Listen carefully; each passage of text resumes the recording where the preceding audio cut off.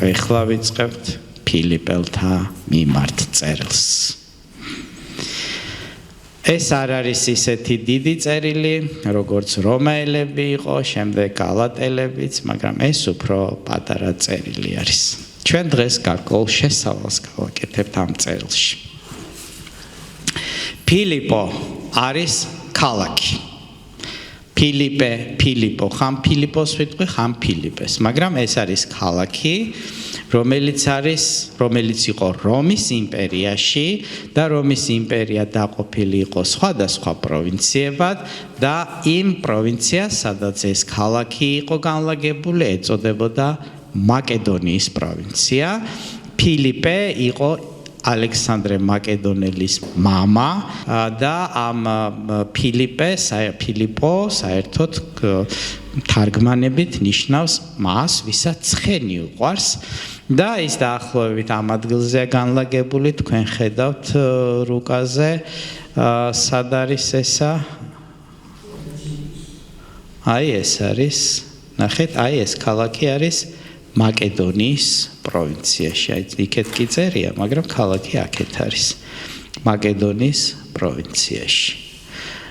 და აი აქ არის ათენი, ხედავთ?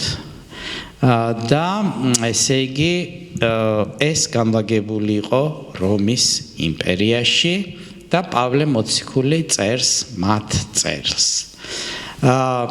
ეს ქალაქი მდებარეობდა რომის ძირითად გზაზე და აკავშირებდა აზიას ევროპასთან, ამიტომ ეს იყო მნიშვნელოვანი კომერციული და სტრატეგიული ცენტრი, ბევრი ხალხი მიდიოდა, მოდიოდა და იყო განვითარებული ქალაქი. აი ესეთი გზა იყო, ძველად გზები, ძვირფასებო რომის იმპერიაში იყო ესეთი უზარმაზარი ლოდები, აი დიდი მაგიდის ხელა ლოდები, თქვენ ხედავთ და ეს შემორჩენილია ძველი გზა, თქვენ ხედავთ, ეხლა არაფერი არ არის აქ, მაგრამ თავის დროზე აქეთ-იქეთ შენობები იყო, ფასტფუდები იყო და მთელი ცხოვრება იყო გაჩაღებული.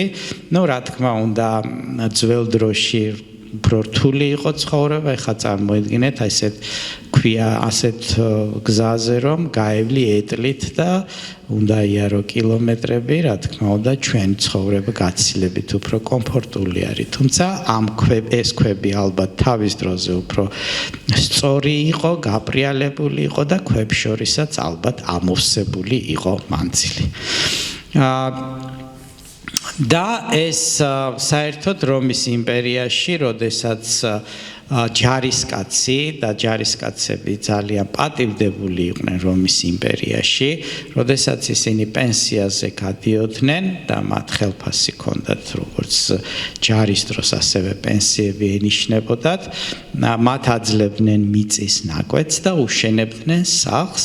და ასე ეს ადგილიც, ასე კოლონიათ, ანუ ვეტერანები დაასახლეს, აი როგორც ჩვენთან იციან ხოლმე რომ ტოლვილებს დაასახელებენ რაღაც და მისცემენ მიწის ნაკვეთს, ასევე აქაც ვეტერანები იყო დასახლებული, სახლები და გარკვეულად ვეტერანების კოლონია გახდა ეს ქალაქი და შესაბამისად ამ ქალაქში ცხოვრობდნენ როგორც რომაელები, ასევე ბერძნები და ძალიან ცოტა იყო იუდეველი. ეს იქედან ვიცით, რომ ამ ქალაქში არ იყო სინაგოგა და თუ 10 იუდეველი მაინც იქნებოდა ქალაქში, ისინი უკვე სინაგოგას აშენებდნენ.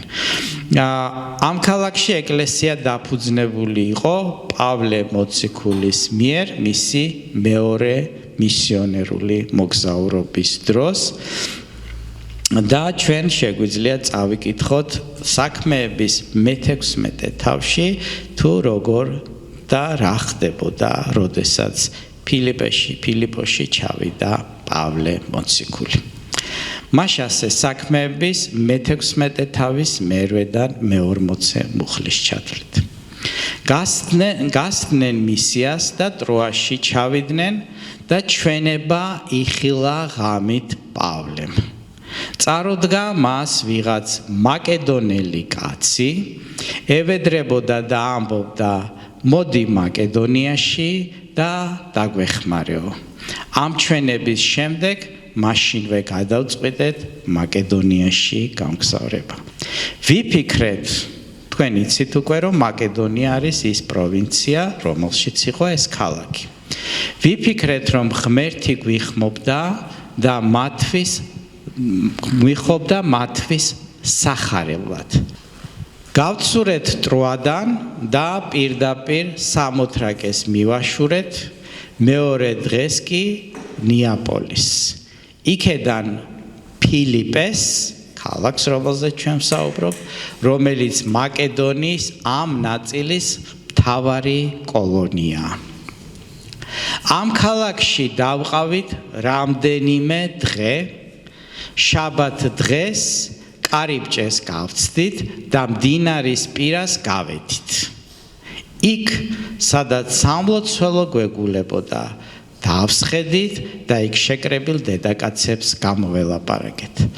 ანუ ისინი შევიდნენ ამ ქალაქში, მოიკითხეს სინაგოგა არ იყო, მაგრამ როგორც ჩანს, ისინი ყოველთვის ებრაელებს ეძებდნენ და მოიკითხეს სინაგოგა არ იყო და მოიკითხეს სადმე ხო იკრიბებიან ალბათ შაბათს ლოცვისათვისო ებრაელებიო და უთხრეს და გავიდნენ მდინარის პირას და ქალებს დაუწყეს საუბარი. გვისმენდა იქ ერთი ღვთის მოშიში დედაკაცი ქალაქ თიატირიდან, სახელად ლიდია. ძოწეულით მოვაჭრე, რომელსაც უფალმა გაუხსნა გული პავლეს ნალაპარაკების მოსასმენად. ნახეთ ძვირფასებო, პავლემ ილაპარაკა, ღმერთს ვიღაც ყავდა მომზადებული. ჩვენ არ ვიცით, ღმერთს ვინ ყავს მომზადებული, ჩვენ უნდა ვისაუბროთ ღმერთის სიტყვა. და იყო ერთი ქალი ლიდია, რომელიც ბიზნესმენი იყო. და ესე იგი ერთი ქალაქიდან მეორე ქალაქში ვაჭრობდა, ანუ ისეთი წარჩინებული ქალბატონი იყო. მაგრამ დაწერილია, რომ ღვთის მოშიში იყო. ის და მისი სახლეული რომ მოინათლნენ, გთხოვა, თუ უფლის მორწმუნედ გთვლით, მოდით ჩემ სახლში და დარჩით. ნახეთ ძვირფასებო, ერთი ქალის საშუალებით ხსნის ღმერთი მთელ ქალაქს. ადამიანი, რომელიც იცით ძვირფასებო, ღმერთი იყენებს ადამიანებს. და მოინათლენ ისინი, მიიღეს სიტყვა, ანუ იესო ქრისტეს შესახებ და უთხრა, რომ ახლა მხოლოდ ეს არ გვინდა, ჩემი სახლი გადაიქცეს ეკლესიად. აქ არ არის სინაგოგა, აქ არ არის არაფერი, მაგრამ მე გითმობთ ჩემს სახლს, მე ვუთმობ უფალ იესო ქრისტეს სახლს. და დაგვიყოლია, ნახეთ, და ისე მოხდა, რომ როცა ლოცვისთვის მივდიოდით, ერთი გოგონა შეგვხვდა, რომელსაც პითონის სული ჰქონდა. და მისნობით, ანუ კითხაობით, დიდძალ მოგებას აძლევდა თავის ბატონებს. იგი პავლეს და ჩვენ მოყვებოდა და მოგყვიროდა, ეს კაცები უზენაესი ღმერთის მონები არიან, რომლებიც თქვენი გადარჩენის გზებს გაუწყებენო, ასე იქცეოდა მრავალი დღის განმავლობაში. შეწუხდა პავლე მოუბრუნდა და უთხრა სულს. გოგონას კი არა, სულს. პავლე მოციქული სულიერ სამყაროს უყურებდა.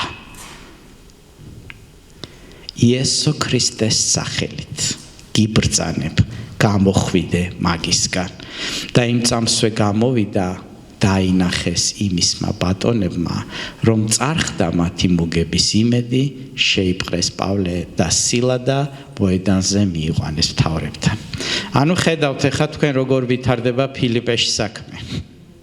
პავლეს არ დაუწყია დიდი რევერანსები, მიდიოდა პირდაპირ ბოროტის წინააღმდეგ. მას ჰქონდა ძალა გახდა ძალაუფლება. მთავრებს რომ მიგვარეს, უთხრეს ეს კაცები, ანუ პავლე და მასთან ყოფნი, იუდეველები არიან და აშფოთებენ ჩვენს ქალაქს, გვასწავლიან ზნე-ჩვეულებებს და ტრადიციებს, რომელთა არც მიღება შეგვშვენის და არც შესრულება, რადგან რომაელები ვართ. ანუ პავლეზე ამბობდნენ, რომ ეს კაცი ისეთ რაღაცებს ასწავლის, რომ ჩვენი ტრადიციები, ჩვენი ეროვნულობა, ჩვენი ესე იგი მამაპაპების რწმენა არ შეესაბამება იმას და ჩვენ არ შეგვფერის, რომ ამათ რწმენაზე ვიაროთ, ამათებურად გავაკეთოთ, მოусმინოთ მათ ღმერთს. და მიიყვანეს მთავრებთან. იცით, ძვირფასებო, ის კი არ თქვეს, რომ ღმერთის ძალა, რომელიც პავლეში არის, დათრგუნა ჩვენი ძალაუფლება. არა, მათ ფული რო გამოაკლდათ და დაფინანსება, ამიტომ მიიყვანეს მთავრებთან. იცით, ძვირფასებო, ძალიან ბევრი ადამიანი ღმერთზე კი არ წუხს და ჭეშმარიტებაზე, ფულზე და პატივმოყვარეობაზე. რომ არ გამოეცალოთ ის.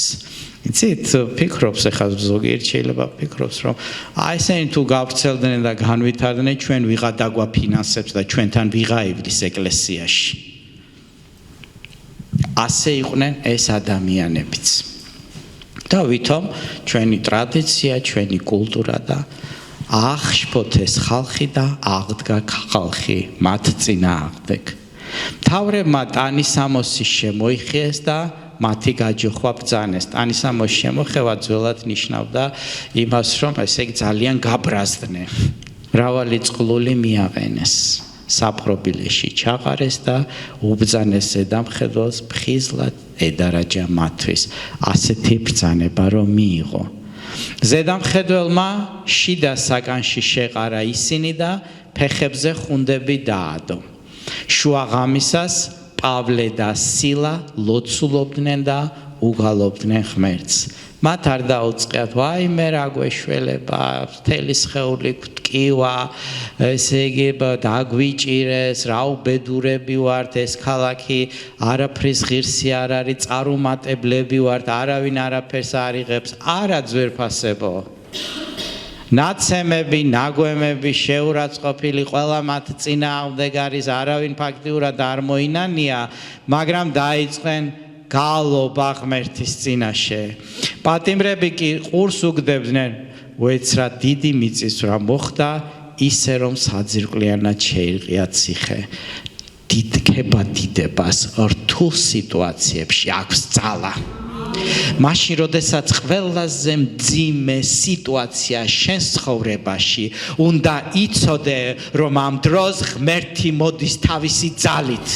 თუ შენ მას ადიდებ და იტყვი, ღმერთო, მე შენზე ვდებ იმედს, იცოდე, რომ მას შეუძლია მიწისძვრა მოახდინოს.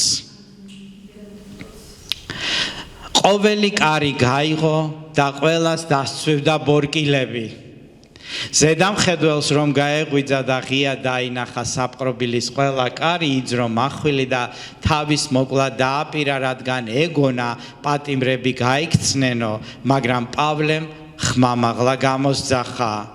შენ თავს ნურაფერს ავნებ, რადგან აქა ვართ ყველანი. მან სინათლე მოითხოვა, შიგნით შეიჭრა და ათრთოლებული დაემხო პავლესა და სილას წინაშე.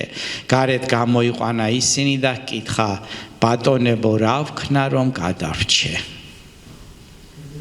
ნახეთ, ძვირფასებო, კაცი გამოეცხა და თავიდან იცით მაკედონიისთან კაცი პავლეს და რა უთხრა, დაგვეხმარეო. თურმე ვისთვის უნდა ყოფილიყო ეს დახმარება? ამ ადამიანებისთვის, ციხის უფროსისათვის. შენ არ იცი ღმერთი შენი პრობლემებით სად მიგიყვანს და ვისთან მიგიყვანს. ღმერთის გეგმა არის განუსაზღვრელი. ამიტომ ყველა სიტუაციაში ენდე მას და იცოდე, რომ ღმერთის მოყვალს, როგორც დაწელია, ყველაფერი სასიკეთოდ წარემართება. ბატონებო, რა ვქნა რომ გადავრჩე? მათ უთხრეს, იწამე უფალი იესო და გადარჩები შენს და მთელი შენი სახლეულიც. უკადაგეს ღმერთის სიტყვა მასაც და ყველას მის სახლში მყოფს იმავე ღამეს წაიყვანა ისინი წყულები მობანა და მაშინვე მოინათლნენ ის და ყველა მისიანი პავლეს არ უთქვია ეს ტრადიცია დაიცავი ის ტრადიცია ეს გააკეთე ის გააკეთე არა იწამე იესო ქრისტე იწამე ის რაც მოხდა გოლგოთის ჯვარზე იწამე ის რომ იესო ქრისტემ შენი ცოდვები წაიღო და მისი სამართლიანობა შენი საკუთრება გახდა იწამე რომ მადლით საჩუქრად მოგეცა გამართლება არა საქმეები შენი ტრადიციით შენი რელიგიით რაც თავი გაქვს გამოტენილი მთელი შენი ცხოვრება არა იწამე იესო ქრისტე და გადარჩები შენს და შენი სახლეულიც მოინათლნენ და ფეხები მობანეს და ჩაწერილი ეს ღმერთის სიტყვაში სახლში შეიყვანა სუფრა გაუშალა და ხარობდა მთელ თავის სახლეულთან ერთად ღმერთი რომ იწამა გათენებისთანავე მსახურები გაგზავნეს მთავრებმა და უთხრეს გაუშვიის კაცები შეატყობინა საპყრობილის ზედამხედველმა ეს ამბავი პავლეს და უთხრა მთავრებმა კაცი გამოგზავნეს თქვენს გასაშვებად ახლა გამოდით და წადით მშვიდობით მაგრამ პავლემ შეუთვალა ანუ მთავრებმა რომლებმაც დაიჭირეს იმ საღამოს მოითათბირეს რომ არასწორად დავიჭირეთო იმიტომ რომ პატარა სასამართლო მოაწყვეს და თქვენს რისთვის დავიჭირეთ ეს ხალხი იმიტომ რომ ვიღაც გოგონა პითონის სულისგან განთავისუფლდა რომის იმპერიაში ამისთვის არ იყო სასჯელი. ამიტომ ყველას ეშინოდა რომის იმპერიის კანონების. რომის იმპერიის კანონები ძალიან მკაცრი იყო ძვირფასებო უკანონობის მიმართ. ისე იმპერია ვერ გაძლებდა. ამასის თავსაც მიტო შეეშინდა რომ მომკვდარიყო, იმიტომ რომ დასჯიდნენ როგორ პატიმარი გაგექცა. რომის იმპერია ის არ იყო აქ რომ ჩვენთან არის საქართველოში რასაც დაურეკავენ მოსამართლეს იმ გადაწყვეტილებას მიიღებს და ნიღბებს აიფარებენ და ვისაც უნდა იმას ცემენ ასე არ იყო რომის იმპერიაში ასე კანონის გარეშე ვერც ერთი ქვეყანა ვერ გაძლევს ძვირფასებო და როდესაც შემოუთვალეს რომ გაუშვე კაცებიო იმიტომ რომ არასწორად დავიჭირეთ და თუ რომამდე მივიდა ეხა ეს ხმა რომ ჩვენ უკანონოდ დავიჭირეთ ხალხი ყველას მოგხვდებაო ამიტომ შეუთვალეს დაურეკეს მობილურზე ჩუმად გაუშვეს კაცებიო მაგრამ პავლემ შეუთვალა ჩვენ რომაელი მოქალაქეები სახალხოდ განუკითხავად გვცემეს და საპყრობილეში ჩაგვყარეს. თქვენ იცით რომ პავლე განათლებული კაცი იყო და რომის მოქალაქე იყო. რომის მოქალაქეს დიდი უფლებები ჰქონდა. ამიტომ ძალიან კარგად იცოდა პავლემ რა უფლებები დაარღვეს მისი და ისიც კარგად იცოდა რომ უფლებების დამრღვევებს როგორი პასუხი მოეთხოვებოდა რომისაგან. და ახლა ფარულად გვიშვებენ? არა. და მოვიდნენ და თვითონ გამოგვიყვანონ. ეს სიტყვები მთავრებს მოახსენეს მსახურებმა, ხოლო მათ შეეშინდათ. ვისი შეეშინდათ? რომის იმპერიის მართლმსაჯულები შეეშინდათ. შეეშინდათ რომ ტყუილად რომ დაიჭირეს კაცი და უმიზეზოდ სცემეს, ამისთვის პასუხს მოთხოვდნენ მათ.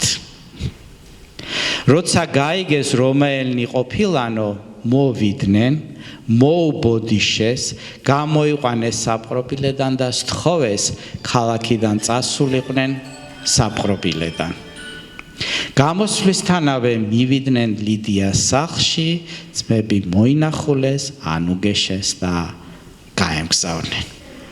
ასე არის ძვირფასებო ფილიპეს ეკლესიის ამბავი. ასე მოხდა პირველად ფილიპოში ეკლესია ასე დაარსდა ფილიპეში და დიდი თავგადასავლები ჰქონდა პავლეს ყველგან მაგრამ ღმერთის ხელი ყოველთვის იყო მასზე